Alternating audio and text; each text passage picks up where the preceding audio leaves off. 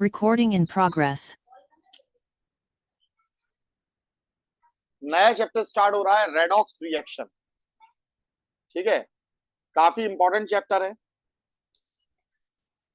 अच्छे समझना। ये दो चीजों से मिला है, मिलकर बना है रेड प्लस ऑक्स। ठीक है, रेड एक्चुअल में यहाँ पर रिडक्शन को बोलते हैं, ऑक्स यहाँ पर ऑक्सीडेशन को बोलते हैं। और रिडक्शन और ऑक्सीडेशन दोनों एक दूसरे की कॉम्प्लीमेंट्री रिएक्शंस होती हैं। इसका मतलब कॉम्प्लीमेंट्री रिएक्शंस का मतलब जहां जहां रिडक्शन होगा वहां वहां ऑक्सीडेशन होगा, जहां जहां ऑक्सीडेशन होगा वहां वहां रिडक्शन होगा। ठीक है, ऐसा होगा ही नहीं कि किसी रिएक्शन में सिर्फ ऑक्सीडेशन हो रहा हो या किसी रिएक्शन में सिर्फ और सिर्फ रिडक्शन हो रहा हो, दोनों ही हमेशा एक साथ होती हैं। ठीक है, तो रेड मतलब होता है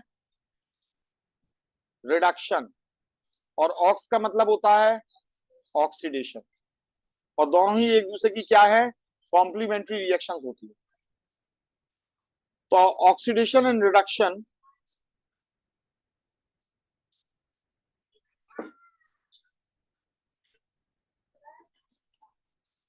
goes hand to hand।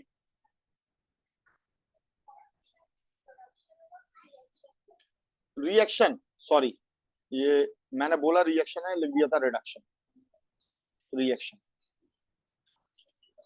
ठीक है, तो ऐसी रिएक्शन जिनमें ऑक्सीडेशन और रिडक्शन हैंड टू हैंड चलती हैं या फिर साइमल्टेनियसली चलती हैं, साइमल्टेनियसली यानी एक साथ होती हैं, are termed as redox reaction. उन्हीं को हम रेडॉक्स रिएक्शन कहते हैं। ठीक है, तो हम जोड़ सकते हैं the reaction in which oxidation and reduction goes hand to hand और simultaneously are termed as redox reaction.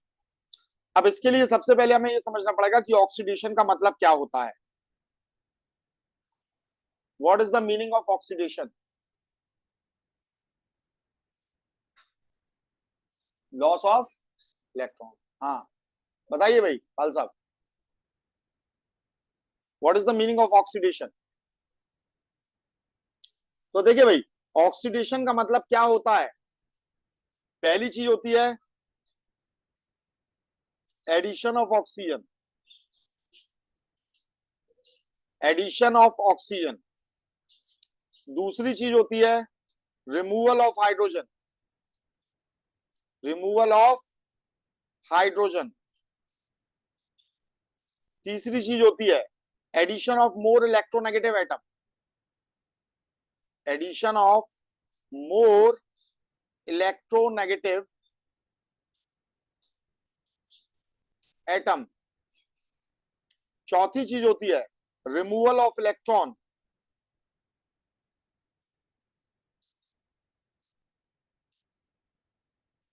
और पांचवी चीज होती है इंक्रीज इन चार्ज।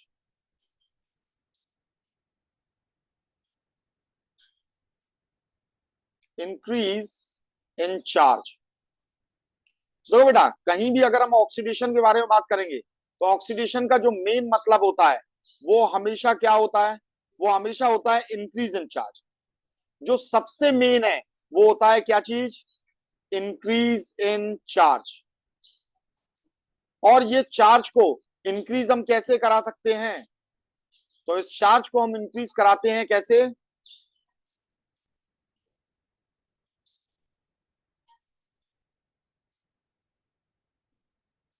अगर हमें चार्ज को इंक्रीज कराना है, क्या कराना है बेटा? इंक्रीज कराना है, तो ये चार्ज हमेशा इंक्रीज होगा कैसे? By removal of electron. कैसे होगा? By removal of electron. समझ में आई है बात? नहीं आई है? नहीं आई है? क्या ये वाली बात समझ में आई है बच्चों? नहीं आई है? देखिए बेटा, अगर हम एक एटम के अंदर बात करें, हमने एक एटम के अंदर बात करी है, एक एटम के अंदर हमेशा जो निकलता है और आता है वो कौन होता है? वो हमेशा इलेक्ट्रॉन होता है। इलेक्ट्रॉन ही आता है और इलेक्ट्रॉन ही निकलता है। तो इसका मतलब इलेक्ट्रॉन ही पॉजिटिव चार्ज के लिए रिस्पॉन्सिबल है और नेगेटिव चार्ज के लिए भी इलेक्ट्रॉन रिस्पॉन्सिबल है। इलेक्ट्रॉन को आप एक ऐसी गेंद मानिए जिस पर नेगेटिव चार्ज है, मतलब आपके ये नेगेटिव विचार की तरह है। आपके दिमाग में कोई विचार है, नेगेटिव विचार है, इस विचार को आप निकाल देंगे, आप पॉजिटिव हो जाएंगे।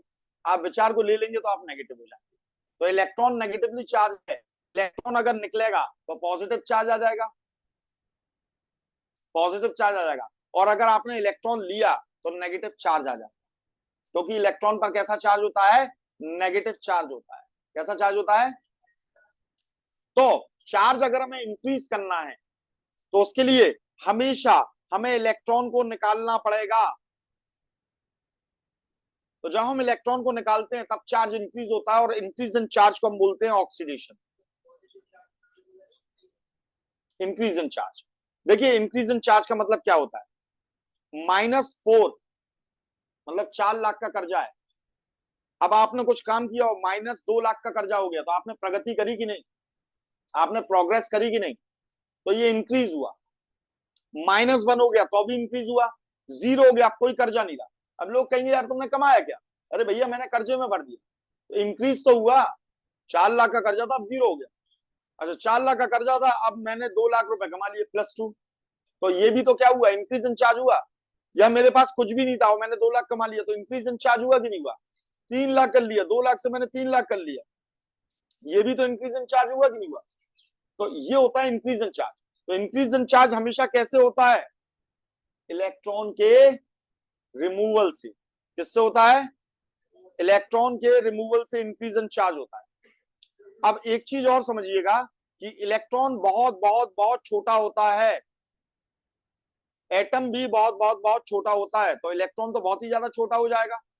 कितना छोटा होता है एटम? तो जैसे अगर आप एक पेन से लिखते हैं तो आप एक ऐसा डॉट लगा देते हैं, तो इसमें आपने करोड़ों कार्बन के एटम छोड़े हैं, यानी एक एटम कितना छोटा होगा? बहुत छोटा। और उसके अंदर इलेक्ट्रॉन तो और ही छोटा होगा, बहुत ज्यादा छोटा होगा इलेक्ट्रॉन। इस इलेक्ट्रॉन को आप नहीं निकाल पाओगे, आपके पास में ऐसा कोई भी टूल नहीं है कि इस इलेक्ट्रॉन को निकाल ले। जैसे अगर हमें चींटी के घर में कोई काम करना है तो चींटी के साइज के ही किसी को भेजना पड़ेगा, आप जाओगे तो घर ही टूट जाएगा, काम की तो बात छोड़ दो। ठीक है? तो ऐसे ही एटम के लेवल पर अगर इलेक्ट्रॉन निकालना है या इलेक्ट्रॉन देना है तो हमें एटम को ही भेजना पड़ेगा। जैसे भगवान को अगर आपसे पैसे छीनना है तो भगवान खुद नहीं आएंगे, वो एक इंसान को ही भेजेंगे, जिस इंसान को आपसे ज्यादा पैसे की जरूरत होगी वो टारगेट करा देंगे, दोनों को साथ में ले आएंगे। उसे पैसे की जरूरत है, आपके पास ज्यादा पैसे है, वो आपसे छीन लेगा, कुछ भी करेगा, वो निकलवा लेगा पैसे, उसे बहुत ज्यादा जरूरत है। ठीक है? तो ऐसे ही जिस एटम को ज्यादा इलेक्ट्रॉन की चाह होगी वो तुरंत इसके पास आएगा, इसमें से इलेक्ट्रॉन निकाल लेगा, क्योंकि उसकी इलेक्ट्रोनेगेटिविटी ज्यादा है। इलेक्ट्रोनेगेटिविटी का मतलब होता है इलेक्ट्रॉन को खींचने की ताकत, तो उसकी इलेक्ट्रॉन खींचने की ताकत ज्यादा है, तो वो इस इलेक्ट्रॉन को क्या करेगा? निकाल लेगा। और जिसकी इलेक्ट्रोनेगेटिविटी ज्यादा नहीं है वो इलेक्ट्रॉन दे देगा।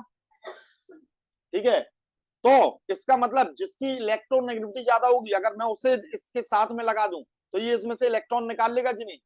तो इसीलिए मैंने यहां पर कहा है कि अगर रिमूवल ऑफ इलेक्ट्रॉन कराना है तो आपको addition of more electronegative atom करना पड़ेगा।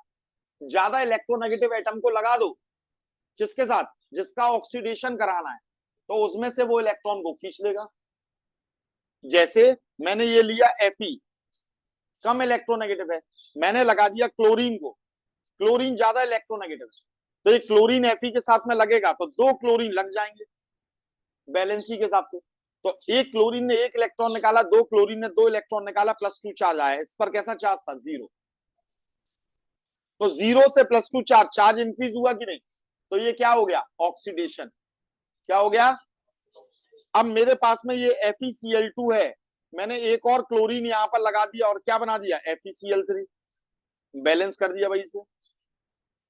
तो देखो अभी इस पर +2 चार्ज था, अब एक और क्लोरीन लग गया तो कितना चार्ज आ गया? +3। तो ये भी क्या हुआ? इंक्रीज इन चार्ज हुआ कि नहीं? तो ये क्या है? ऑक्सीडेशन। तो ये ऑक्सीडेशन कैसे हुआ? ज्यादा इलेक्ट्रोनेगेटिव एटम को लगा दिया। तो ज्यादा इलेक्ट्रोनेगेटिव एटम कम इलेक्ट्रोनेगेटिव एटम का क्या कर देगा, ऑक्सीडेशन कर देगा। क्या कर देगा, ठीक है। अब आप कहोगे हमें कैसे मालूम चलेगा कौन ज्यादा इलेक्ट्रोनेगेटिव है कौन कम इलेक्ट्रोनेगेटिव है। तो इलेक्ट्रोनेगेटिविटी टेबल होती है, इसमें आपने हेलोजन पढ़ रखे हैं, फ्लोरीन, उसके जस्ट नीचे होता है क्लोरीन, ब्रोमीन और आयोडीन। बिल्कुल इस ऑर्डर को याद रखिए। तो ये जो फ्लोरीन है इसे ऑन कर देना, ऑन यानी कि ऑक्सीजन और नाइट्रोजन लगा देना। फिर इसके बाद इस ऑर्डर को चालू रखिए, क्लोरीन, ब्रोमीन और आयोडीन, फिर बहुत दूर पर कार्बन और फिर बहुत दूर पर हाइड्रोजन। बस ये बन गई आपकी इलेक्ट्रोनेगेटिविटी सीरीज, इलेक्ट्रोनेगेटिविटी सीरीज ये बन गई आपकी। इसके बाद में आ जाते हैं कुछ मेटल्स, हालांकि बहुत कम मेटल्स इसके इधर भी आते हैं, ठीक है। तो ये इलेक्ट्रोनेगेटिविटी सीरीज बन गई और बस इतनी ही आपके बहुत काम आ जाएगी। समझ में आ गई ये बात, ठीक है। तो अब देखिए सबसे ज्यादा इलेक्ट्रोनेगेटिव कौन है, फ्लोरीन नेचर में उतना नहीं होता है जितना कौन रेडली अवेलेबल कौन है, ऑक्सीजन है। तो आप 10th में छोटे बच्चे होते हो, आपकी समझ इतनी नहीं होती, तो आपको समझाने के लिए उन्होंने कह दिया ऑक्सीजन हर जगह अवेलेबल है और वो हर चीज पर अटैक करता है। मेटल होगा मेटल पर अटैक करेगा, कोरोजन कहलाएगा। यही मेटल में आयरन पर अटैक करता है, रस्टिंग कहलाती है। यही जो भी ऑयली प्रोडक्ट्स होते हैं उन पर जाकर अटैक करता है, वहां रेंसिडिटी कर देता है उनकी, उन्हें बेकार कर देता है खाने को। हमारे ऊपर भी ये ऑक्सीजन असर कर रहा है तो हमारी एज दिखने लगे, तो हम क्या लेते हैं, एंटी ऑक्सीडाइजिंग एजेंट, यानी जो एंटी एजिंग जितने भी रहते हैं तो वो एंटी ऑक्सीडाइजिंग होते हैं, ठीक है। तो ऑक्सीजन हम ये मानते हैं कि ऑक्सीडेशन के लिए ऑक्सीजन बहुत बड़ा रिस्पॉन्सिबल होता है, फ्लोरीन को छोड़कर। ऑक्सीजन जिस पर भी लगेगा उसमें से इलेक्ट्रॉन निकाल लेगा, खाली फ्लोरीन से नहीं निकाल पाएगा, क्योंकि फ्लोरीन इससे ज्यादा इलेक्ट्रोनेगेटिव है। तो ऑक्सीजन जिसके साथ भी लगता है उसमें से इलेक्ट्रॉन निकालकर अपने ऊपर -2 चार्ज ले आता है, जिसके ऊपर भी लगता है। दो हाइड्रोजन के साथ लगे दोनों से एक एक इलेक्ट्रॉन निकालेगा, -2 चार्ज आ गया, ठीक है। लेकिन फ्लोरीन के साथ में लगेगा, अभी आप पढ़ोगे OF2, तो फ्लोरीन उल्टा इससे इलेक्ट्रॉन निकाल लेता है और ऑक्सीजन पर +2 चार्ज आ जाता है। अलग केस है, अभी पढ़ाएंगे ये सब, ठीक है। बाकी अगर फ्लोरीन को एक तरफ रख दो तो ऑक्सीजन जिस पर भी लगेगा उसमें से इलेक्ट्रॉन निकालेगा कि नहीं, और इलेक्ट्रॉन निकालेगा यानी रिमूवल ऑफ इलेक्ट्रॉन होगा तो इंक्रीज इन चार्ज होगा, और इंक्रीज इन चार्ज को हम क्या बोलेंगे, ऑक्सीडेशन। तो ये दोनों एक ही बात है, बस यहां ज्यादा इलेक्ट्रोनेगेटिव एटम की जगह हमने किसे लिख दिया, ऑक्सीजन को लिख दिया, ठीक है। अगली बात होती है रिमूवल ऑफ हाइड्रोजन। हाइड्रोजन देखो सबसे कम इलेक्ट्रोनेगेटिव है नॉन मेटल्स में, तो जो भी नॉन मेटल इसके साथ लगेगा, जैसे हमने सल्फर के साथ लगा दिया तो सल्फर इसमें से इलेक्ट्रॉन खींच लेगा हाइड्रोजन में से, तो सल्फर पर आ गया -2 चार्ज, ठीक है। अब सपोज करो ये आपके मामा मौसी के लड़के की तरह है जो बॉम्बे से आया नई नई चीजें लेकर, आपने पहनी, आप घूमने निकल गए, खूब एक्शन मारा, पर जब वो वापस जाएगा तो उन चीजों को ले जाएगा कि नहीं। तो ऐसे ही हाइड्रोजन जब अलग होगा, जब हाइड्रोजन अलग होगा तो अपना इलेक्ट्रॉन वापस ले लेगा, तो सल्फर फिर से चार्ज क्या हो गया, 0। माइनस चार्ज कैसे आया था, हाइड्रोजन से इलेक्ट्रॉन लेकर, हाइड्रोजन अपना ले गया, 0 हो गया। तो ये बताओ इंक्रीज इन चार्ज हुआ कि नहीं हुआ, -2 से 0 हुआ चार्ज तो इंक्रीज इन चार्ज हुआ, और इंक्रीज इन चार्ज हुआ तो ऑक्सीडेशन। तो रिमूवल ऑफ हाइड्रोजन को भी हम क्या बोलते हैं, ऑक्सीडेशन। कुल मिलाकर देखो बेटा, रिमूवल ऑफ इलेक्ट्रॉन हो, वो इलेक्ट्रॉन चाहे जिसका हो, जैसे एक विचार है, नेगेटिव विचार है, आपके खुद के अंदर से आया हो, आपने उसे निकाल दिया तो आप पॉजिटिव हो गए, या दूसरे ने डाला हो तो भी आपने उसे निकाल दिया तभी तो पॉजिटिव हो गए। तो रिमूवल ऑफ हाइड्रोजन केस में ये दूसरे के इलेक्ट्रॉन को, जिसका इलेक्ट्रॉन लिया था उसे वो वापस कर देता है, ले भैया अपना नेगेटिव विचार पकड़, और ऑक्सीडाइज होता है। बात समझ में आ गई, ठीक है। तो ये 3 प्रोसेस हैं, ये 3 प्रोसेस हैं जिससे हम क्या करते हैं, रिमूवल ऑफ इलेक्ट्रॉन करते हैं, जिसकी वजह से क्या होता है, इंक्रीज इन चार्ज होता है, और हम उसे ऑक्सीडेशन कहते हैं। तो ऑक्सीडेशन का मतलब हमेशा इंक्रीज इन चार्ज, और इंक्रीज इन चार्ज कैसे होगा, हमेशा रिमूवल ऑफ इलेक्ट्रॉन से होगा, और रिमूवल ऑफ इलेक्ट्रॉन कैसे होगा, हमेशा इन 3 में से कोई एक प्रोसेस लगाकर होगा, हमेशा इन 3 में से कोई एक प्रोसेस लगाकर होगा। क्लियर है। तो ये बात रही ऑक्सीडेशन की। ऑक्सीडेशन का जस्ट उल्टा होता है कौन, रिडक्शन। अब देखो बेटा, अगर Fe ऑक्सीडाइज हुआ तो इसे ऑक्सीडाइज किसने किया? क्लोरीन ने। अब एक बात सोचो, अगर मैंने आपके पास से पैसे निकाल लिए तो आप क्या हो गए? गरीब। तो मैं क्या हो गया? अमीर। ऐसा होता ही नहीं है कि एक गरीब हो रहा हो दूसरा अमीर ना हो रहा हो, ऐसा होता ही नहीं है। अगर कोई गरीब हो रहा है तो कोई अमीर हो रहा है, और कोई अमीर हो रहा है तो कोई गरीब हो रहा है। तो ये कॉम्प्लीमेंट्री चीज है, ये कॉम्प्लीमेंट्री चीज है। ठीक है, तो अगर ये कॉम्प्लीमेंट्री चीज है, ये हमेशा क्या होती है? साथ साथ में चलती हैं। तो अगर Fe का ऑक्सीडेशन हुआ तो क्लोरीन का क्या हुआ? रिडक्शन। अच्छा, Fe का ऑक्सीडेशन किसने किया? क्लोरीन ने। तो जो दूसरे का करता है, यानी क्लोरीन ने इसका ऑक्सीडेशन किया, तो क्लोरीन को हम कहेंगे ऑक्सीडाइजिंग एजेंट।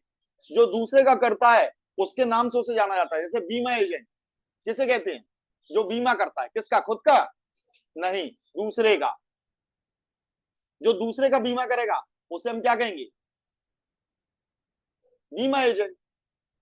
ठीक है, ट्रैवलिंग एजेंट, जो अपना टिकट निकाल कर घूमने जाए। नहीं भाई, जो दूसरे के लिए निकाले तो वो ट्रैवलिंग एजेंट, दूसरे की व्यवस्था करे। ठीक है, आपके माँ बाप ने भी आपको पढ़ाया होगा, क्या वो टीचर है? नहीं, दूसरे को जो पढ़ाता है वो टीचर होता है। ठीक है, तो बिल्कुल ऐसे ही सेम यहां पर अगर हम बात करें, तो जो दूसरे को ऑक्सीडाइज करता है वो ऑक्सीडाइजिंग एजेंट है, और जो दूसरे को ऑक्सीडाइज करेगा वो खुद क्या होगा? रिड्यूस। वो खुद क्या होगा? रिड्यूस होगा। और जो दूसरे को रिड्यूस कर रहा है वो खुद क्या हो रहा है? ऑक्सीडाइज। तो ऑक्सीडाइजिंग एजेंट क्या होते हैं? जो दूसरे को ऑक्सीडाइज करें और खुद रिड्यूस हो। What are oxidizing agent? What are oxidizing agent? तो जो ऑक्सीडाइज करें, oxidizes others and itself gets reduced, जो खुद रिड्यूस हो जाए। ठीक है, ऐसे रिड्यूसिंग एजेंट क्या होते हैं? रिड्यूसिंग एजेंट जो दूसरे को रिड्यूस करें और खुद क्या हो जाए?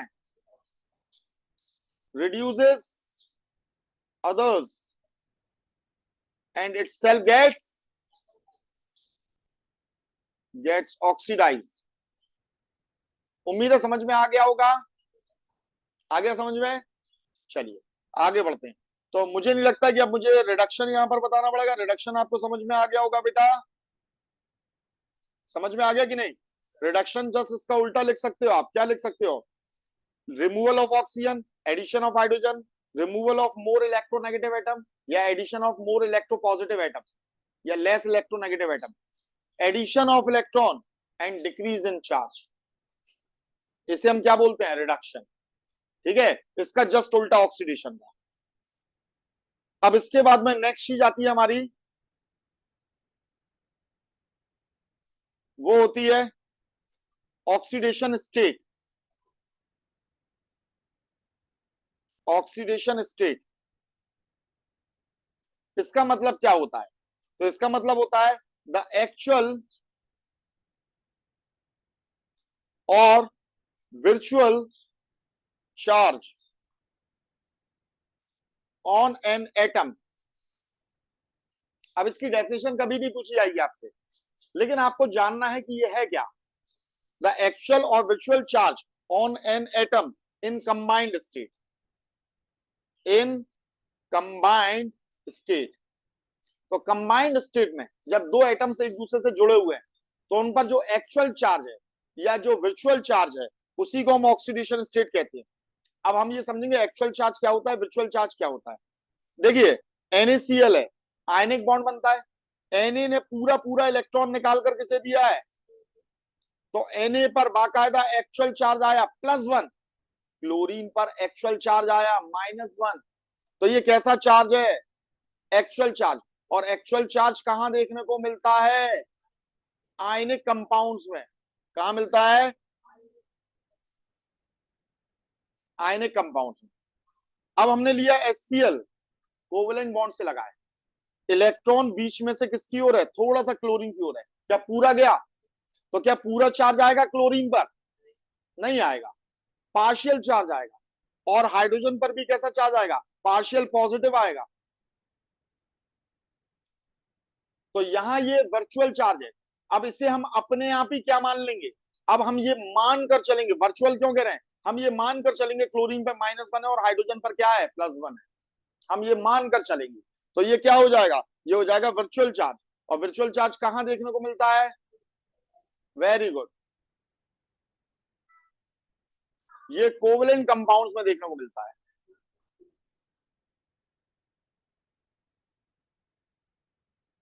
समझ में आ गई बात, ठीक।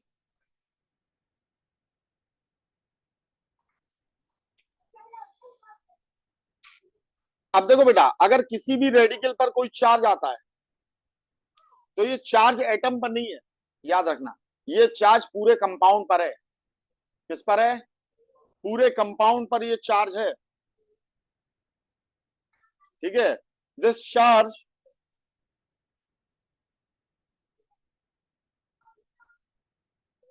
दिस चार्ज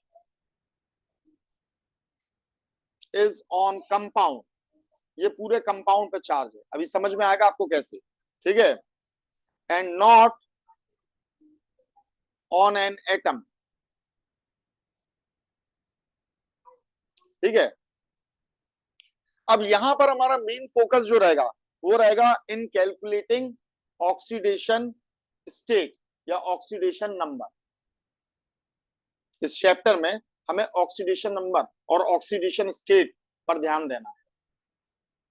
तो सबसे पहली बात, ऑक्सीडेशन स्टेट क्या होती है, अभी मैंने बताया एक्चुअल या वर्चुअल चार्ज। और चार्ज होता है ये, क्योंकि ये चार्ज है तो ये कैसा हो सकता है, ये प्लस में भी हो सकता है, ये माइनस में भी हो सकता है, it can be positive, it can be negative, it can be zero, it can be fractional, ये फ्रैक्शनल भी हो सकता है। और एक वर्ड आता है वैलेंसी, वैलेंसी का मतलब होता है कंबाइनिंग कैपेसिटी, क्या होता है, और कंबाइनिंग कैपेसिटी कभी भी क्या नहीं होती है, नेगेटिव में नहीं होती है, वो नेगेटिव दो के साथ में जुड़ गया, ऐसा होता है क्या, नहीं होता है। तो कंबाइनिंग कैपेसिटी ऑलवेज पॉजिटिव, और ये कभी भी फ्रैक्शनल नहीं होगी। आप 2 आदमी के साथ घूम सकते हो, 3 आदमी के साथ घूम सकते हो, 1.5 आदमी के साथ नहीं घूम सकते हो, भाई 1.25 आदमी के साथ घूम रहे थे, ऐसा पॉसिबल नहीं है। तो हमेशा ये पॉजिटिव होती है, होल नंबर में होती है, ठीक है। एंड नेवर फ्रैक्शनल, ये कभी भी फ्रैक्शनल नहीं हो सकती है, कौन, वैलेंसी, आ गया समझ में। ऑक्सीडेशन स्टेट हो सकता है फ्रैक्शन। तो अब हमें यहां पर मेन फोकस करना है,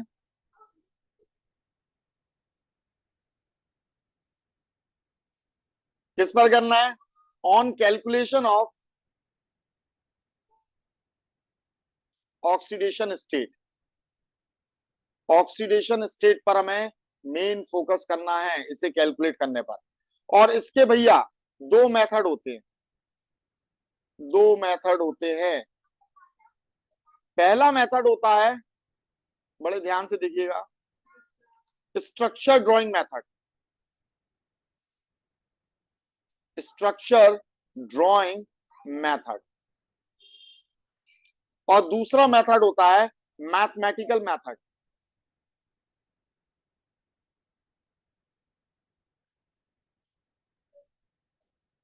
देखो बेटा, मैथमेटिकल मेथड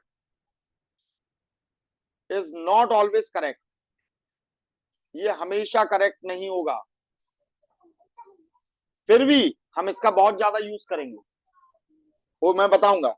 और जहां ये करेक्ट नहीं होता है वहां इसकी जो रीजनिंग देता है वो स्ट्रक्चरल ड्राइंग मेथड रहता है। तो हमें दोनों मेथड सीखना है, ठीक है। और जब दोनों का कॉम्बिनेशन होता है तब आप रियल में किसी भी मॉलिक्यूल की ऑक्सीडेशन स्टेट को आप बड़े आराम से निकाल सकते हो। तो सबसे पहले हम सीखेंगे मैथमेटिकल मेथड।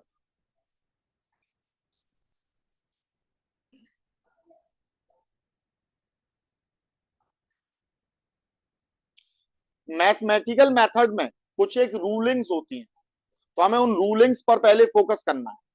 देखो, मैथ्स में क्या होता है, x plus y is equals to z, ये तीन क्वांटिटीज हैं। कोई दो क्वांटिटीज अगर आपको मालूम है तो आप तीसरी क्वांटिटी को निकाल सकते हो कि नहीं? ये दो मालूम है तो आप इसे निकाल सकते हो, ये दो मालूम है तो आप इसे निकाल सकते हो, ये दो मालूम है तो आप इसे निकाल सकते हो। बिल्कुल सेम यही होता है। कुछ एक ऐसे एलिमेंट्स होते हैं जिनका ऑक्सीडेशन नंबर फिक्स होता है, और कुछ ऐसे होते हैं जिनका वेरिएबल होता है, चेंज होता रहता है। तो चेंज होता रहता है मतलब कभी उनका 2 आएगा, कभी उनका 3 आएगा। तो जिनका वेरिएबल है, देखो जिनका फिक्स है उसका तो आप याद कर लोगे, कोई परेशानी नहीं, उनका बदलना ही नहीं है। लेकिन जिनका वेरिएबल है उनका वो कहां पर कौन सा काम कर रहा। जैसे H2S में एक अलग ऑक्सीडेशन नंबर है, H2SO4 में सल्फर का ऑक्सीडेशन नंबर अलग है, H2S में सल्फर का ऑक्सीडेशन नंबर अलग है और H2SO4 में अलग है। तो हमें निकालना है सल्फर का, तो ये हम तभी निकाल पाएंगे, हम उनकी मदद से निकालेंगे जिनका ऑक्सीडेशन नंबर फिक्स होता है। जिनका ऑक्सीडेशन नंबर फिक्स है, अगर हम उनके बारे में जान लें तो उनकी हेल्प से जिनका ऑक्सीडेशन नंबर अनफिक्स होता है, वेरिएबल होता है, उसे हम निकाल सकते हैं मैथमेटिक्स की रूलिंग्स को लगाकर। उसी को हम यहाँ पर देखने जा रहे हैं, ठीक है। तो इसीलिए यहाँ पर रूल आ गए। रूल क्या आ गए? किसका ऑक्सीडेशन नंबर कब क्या रहेगा, उसके रूल्स आ गए। बहुत छोटे से रूल हैं, कोई बहुत ज्यादा बड़े रूल नहीं है, इन्हें हम लोग देखते हैं। पहला रूल होता है for first A group, periodic table में जो फर्स्ट ए ग्रुप है, hydrogen, lithium, sodium, potassium, rubidium, caesium, इन सब का यहां पर फर्स्ट ए ग्रुप वाले जितने भी हैं, कौन कौन है? जैसे सोडियम हो गया, हाइड्रोजन को छोड़ देना यहाँ, सोडियम हो गया, पोटेशियम हो गया, ठीक है, सीजियम हो गया, रुबिडियम हो गया, इन सबका ऑक्सीडेशन नंबर +1 होता है। कितना होता है? +1 होता है, और ये बिल्कुल फिक्स है। तो आप इन्हें कभी भी अगर आप देखोगे तो हमेशा इनका ऑक्सीडेशन नंबर कितना निकलेगा? +1 निकलेगा, फिक्स है, बिल्कुल फिक्स है। सोडियम कभी भी दिखे बिना सोचे समझे +1, पोटेशियम दिखे +1, सीजियम दिखे +1, रुबिडियम के लिए नहीं कहूंगा, ठीक है, थोड़ा सा, क्योंकि इसे यूज भी नहीं किया था आपकी जनरल उसमें, ठीक है। अब देखिए फॉर सेकेंड ए ग्रुप, जितने भी सेकेंड ए ग्रुप रहते हैं, सेकेंड ए ग्रुप समझ गए हो कौन सा? हाँ, एल्कलाइन अर्थ मेटल, वही बेटा मांगे कार स्कूटर बाप रोया, है ना। तो इसमें जो कैल्शियम और क्या होते हैं, मैग्नीशियम होते हैं, इन सब का ऑक्सीडेशन नंबर भी फिक्स होता है। कितना होता है? +2। कितना होता है? ठीक है, अरे समझ समझ जाओ पूरा, सबका सबका फिक्स रहेगा। For third A group, for third A group इनका ऑक्सीडेशन नंबर, थर्ड ए समझ गए हो, एल्यूमिनियम वाले, समझ गए हो, ठीक है, आलू गोभी इंथैला, ठीक है। तो ये आपके जो थर्ड ए वाले ग्रुप रहते हैं, इनमें ऑक्सीडेशन नंबर +3 भी हो सकता है और +1 भी हो सकता है, +3 भी हो सकता है, +1 भी हो सकता है, ठीक है। फोर्थ ग्रुप में, फोर्थ ए ग्रुप में अगर हम बात करें तो यहां पर ऑक्सीडेशन नंबर, आप ध्यान देना बहुत अच्छे से, -4 से लेकर +4 के बीच में कुछ भी हो सकता है, -3, -2, 0, +1, +2, +3, +4, कुछ भी हो सकता है। तो अब ये खतरनाक वाली वेरिएबिलिटी आ गई, ठीक है। तो इन्हीं को ढूंढना पड़ेगा जिन्हें हम जानते हैं, उनकी मदद से। चलिए भाई फिफ्थ ए ग्रुप में आ जाए। For fifth A group, fifth A group में इसका ऑक्सीडेशन नंबर -3 से लेकर +5 तक हो सकता है। क्यों? किस हिसाब से? देखो 5वें ग्रुप में, तो इसे ऑक्टेट कंप्लीट करने के लिए कितने इलेक्ट्रॉन चाहिए? 3।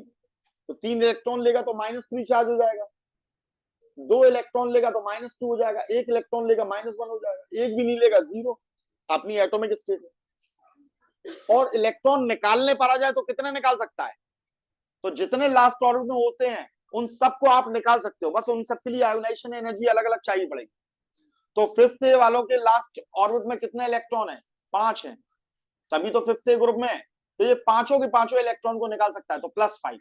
तो -3 से लेकर +5 तक कुछ भी हो सकता है। ऐसे ही फोर्थ ए ग्रुप वालों का है, उनके लास्ट ऑर्बिट में 4 इलेक्ट्रॉन होते हैं। ऑक्टेट करने के कंप्लीट करने के लिए या तो 4 निकाल लेगा या 4 को लूज कर देगा, तो -4 से लेकर +4। तो मुझे उम्मीद है कि सिक्स्थ ए ग्रुप में आप बता सकते हो इसकी रेंज क्या होगी। Very good. सिक्स्थ ए ग्रुप में -2 से लेकर +6, 6 इलेक्ट्रॉन लास्ट ऑर्बिट में, 6 के 6 निकाल सकता है या 2 ले सकता है। ठीक है, तो इनके बीच में कुछ भी हो सकता है। 2 लगा रहा हूं मैं यहां पर, ध्यान रखना इस 2 का। ठीक है, अब अगर सेवेंथ ए ग्रुप आ गया, बताइए भाई। वेरी गुड, -1 से लेकर +7। ये नहीं सोचा है क्लोरीन का +7 हो सकता है? बिल्कुल हो सकता है, अभी दिखाएंगे भी +7 कैसे हो जाएगा। ClF7 का फॉर्मेशन कर सकता है, इसमें हो जाता है, और अभी आगे चलकर आपको ये मालूम चलेगा। ठीक है, तो कुल मिलाकर ये आपके हो गए, समझ में आ गई बात? ठीक। अब कुछ एक इंपॉर्टेंट एलिमेंट्स के ऑक्सीडेशन स्टेट को देखना है। Oxidation state of some important elements and metals. कुछ एक मेटल्स और एलिमेंट्स के यहां पर ऑक्सीडेशन स्टेट को देखना है। जैसे सबसे पहले इसमें आ जाता है कौन? Fe। Fe का या तो +2 होगा या +3 होगा, दो में से कोई एक ही। ठीक है, लेड का, ये सब मैंने रेडिकल्स में आपको पढ़ा है, या तो +2 हो सकता है या फिर +4 हो सकता है। प्लम्बस प्लम्बिक, फेरस फेरिक। कॉपर का +1 हो सकता है या फिर क्या हो सकता है? +2 हो सकता है। Mn का क्या हो सकता है? तो याद रखना +2। अब देखो यहां गौर करना, अभी तक मैं और लगा रहा था, मैंने लगाया 2, +2 से लेकर ये +7 तक जा सकता है, अलग केस है। +2 से लेकर +7 जा सकता है, माइनस में नहीं जाएगा। ठीक है, Sn जिसे हम बोलते हैं टिन, क्या हो सकता है? +2 होगा या +4 होगा। क्रोमियम Cr, तो इसका +2 से 2 +6 तक जा सकता है, +7 नहीं हो सकता है। ठीक है, समझ में आ गई बात? नहीं आई? तो आज इतना ही, और इन्हें बहुत अच्छे से सबसे पहले समझ कर आना, ये आपको बहुत अच्छे से याद होना चाहिए, तभी आगे कंटिन्यू होगा। बहुत अच्छे से आपको ये चीजें आनी चाहिए। जब देखो अगर इतने पर आपने मास्टरी कर ली, तो आगे यकीन मानो इतना कॉन्फिडेंस बढ़ता जाएगा चैप्टर में, अच्छा खासा कमांड हो जाएगा। तो पहले इतने पर एक रेस्ट लो, इन्हें अच्छे से समझो। ये नहीं कि कल आए तो आप मालूम पड़ा दिमाग पूरा खाली। अब मैंने कहा फिफ्थ ए ग्रुप वालों का क्या होगा, आप अभी घर जाकर सोच लोगे कि हाँ हमें तो याद रहेगा। यहाँ पर Mn और Cr का ये केस देख रहे हो, बहुत स्पेशल केस है। जब बहुत स्पेशल केस है तो हमें यहाँ पर क्या करना पड़ेगा, इसे बहुत अच्छे से समझना पड़ेगा अलग से।